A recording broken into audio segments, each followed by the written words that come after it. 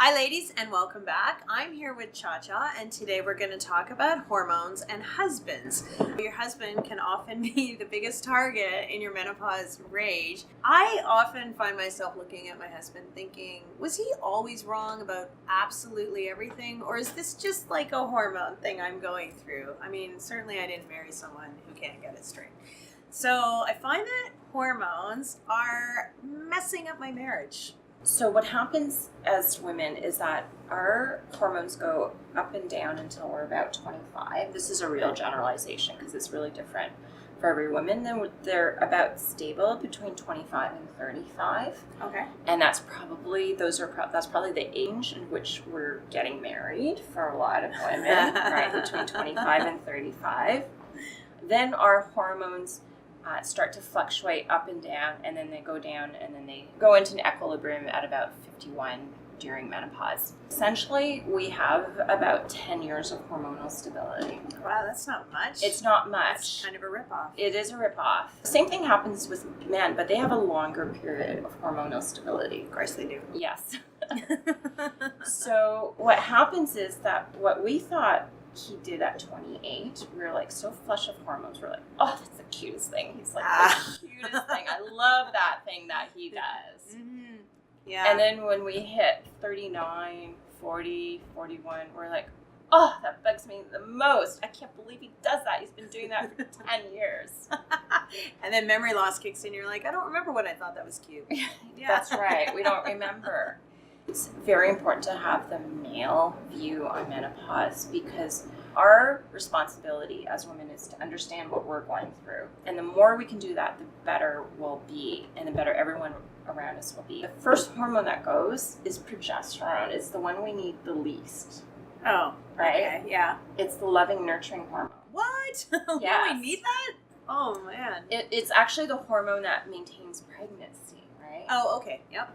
Right. So from a reproductive, perspective, it's the one that goes first because we don't need it as much because we're losing our fertility, and that's the one that accounts for irritability, also libido. While our libido does go down, it probably doesn't go down as much as some of these other traits that start to emerge. Things change, and the other thing that changes is that our switches flip between desire and arousal.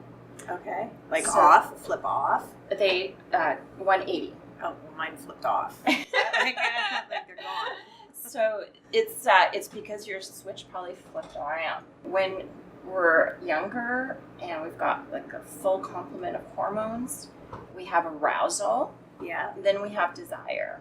Right. So one of my great friends, Rebecca Rosenblatt, who's a sex therapist, taught me about this, and it's been so formative for me. You see a man. All right, you're aroused, and then you desire him. Right. Right? And we think we've all, as women, gone through that. Yeah, Matt Damon. Yeah. Yeah, exactly. It depends on the man. For me, it's The Rock. That's why you mentioned The Rock in another episode. Yeah, okay. Love The Rock. As we age, we actually need to desire someone to get to arousal. Right. Ooh, that's right? Tricky. So how do you desire someone when you're like in your mind going, he didn't take out the garbage? Oh, yes. Right? Yeah. He didn't empty the dishes. And our bodies are going crazy. We're in a hot flash. Our minds are racing. So how do you get to that arousal stage when you can't get through the desire stage? Especially when you've been married a while and everything settles in. And I'm sorry, when some dude's farting between the sheets, it's really hard to get to the desire arousal stage for most women. It really is. And so I believe I call them sexcations. Where you're actually, you're actually building the vacation to have time for sexual intimacy and great sex. Building those vacations, I think, is really important as we age. Now, it depends on the sex therapist, but some women will say, just build a routine of any kind.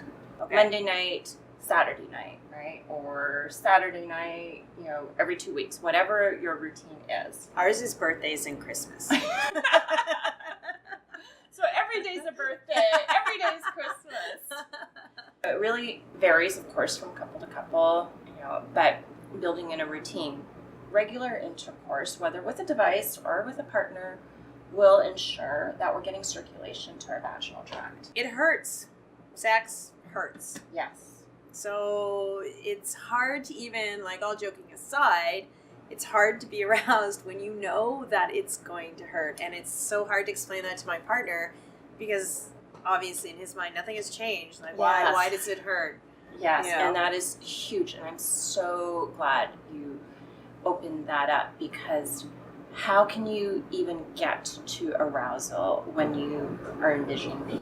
Yeah, you're anticipating pain. Like, it's not, yeah, it's like a virgin all over again. As soon as we get that first sort of friction, pain, we want to deal with it. We want to use products. That's why I made my products. Yeah, right? And I've used May, and it has really helped. Yeah. But prior to using May, there was no way. Birthdays and Christmas. Exactly. Yeah. And so if you're using products, as soon as you get to that point, then you're not going to get to that point of, negative anticipation of a painful intense, right? Yeah. Just like, because what happens when you're tensing is you're changing all of those pelvic muscles as well, so you're anticipating them as well, and that just reinforces the pain cycle. The other recommendation I have is seeing a pelvic health physiotherapist. Okay. Because a pelvic health physiotherapist will help you retrain those muscles that have become tense in ways they shouldn't have. Oh, okay. All right. Yeah, because so I see a pelvic health physiotherapist, and she taught me to breathe correctly, for example. When you're doing it? No, just breathing to ensure that my pelvic floor is moving in the right direction. Okay. If you're having severe pain during sex, that is not good.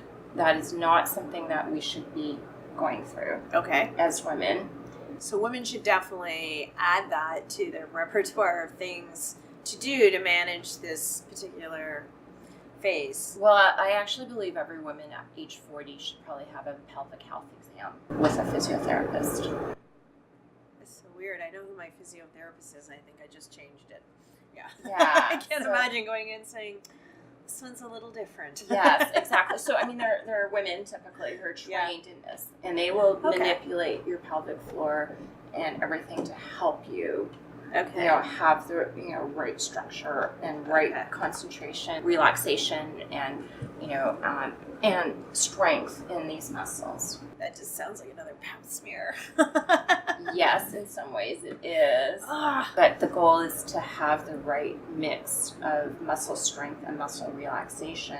Okay. So that, intercourse is not painful. So I think it's safe to say that men have a hard time with menopause, just like we do. When you find out that you're menopausal, like, let's face it, it's almost, I think you told me once, it's like a grieving process. I don't want another child, but I just had the opportunity, the choice taken away from me, so you kind of go through this emotional sort of thing, you go through this hormonal thing. The way I like to talk about it is that if in society we knew at age 51, but of course it could vary from woman to woman, but typically at age 51, we would all lose our baby fingers, our pinky fingers, right? Mm-hmm. If we knew that at age 52, we would only have 4 fingers on each hand, we would grieve for that. Yeah. Right? We would tell everyone, we would say, okay, girls, growing up, everything's going to be great. Then, you're going to hit 51, you're going to lose your baby finger. So we have to adjust. And when should we adjust? Is it 10 years earlier, 15 years earlier? Who knows? Yeah. But then you lose your baby finger, then you have some leave, and people go, oh my gosh, you lost your baby finger. We understand what phase this is, and we're going to adjust. And then afterwards, you're going to be the wonderful person you are. You're just going to be missing a baby finger. Now, when we go through menopause, we lose our hormones that our ovaries are producing. So it's like losing our baby fingers. Yeah. And we don't grieve about that. We don't even acknowledge it. In fact, we suppress it. We say, that's not me. Yeah. We don't talk about it. We don't talk about it. And so by not talking about it, by not sharing information as women, we're doing ourselves a disservice, and we're doing other women a disservice, because we're not telling them at 51 this is going to happen. We're not allowing them time to adjust. So, yeah, and you don't know when it's going to hit you. For me, it hit me far before 50. I'm not even 50, and I'm coming out the other side. But I think the thing is, this is a good takeaway for men and women going through it is communication. Talk about what's happening and educate your partner on what you're going through. I haven't been very good at that with my husband. I just scream out orders and then I say, just understand. Read my mind. Right. We have a lot of that kind of, read my mind thing. Exactly. So keeping the lines of communication opening, really explaining what's happening to your bodies so that sex and everything else that happens between you two keep things healthy and productive, and keep your relationship somewhat sane. I think right now my poor relationship is like up and down with my hormones, and, as it is, which is entirely natural, because you can't expect that relationships can remain in equilibrium when your whole body and hormones and outlook is not. Right? When you're a hot mess, so is your marriage. Exactly. So tune in for our next episode. We're going to talk about some more symptoms and other ways you can handle menopause. And we would love to hear from you if you're joining the conversation. If you've got something you want us to talk about, you've got some questions for Chia Chia, shoot them in the comments and we'll address them in our next episode. So see you next time.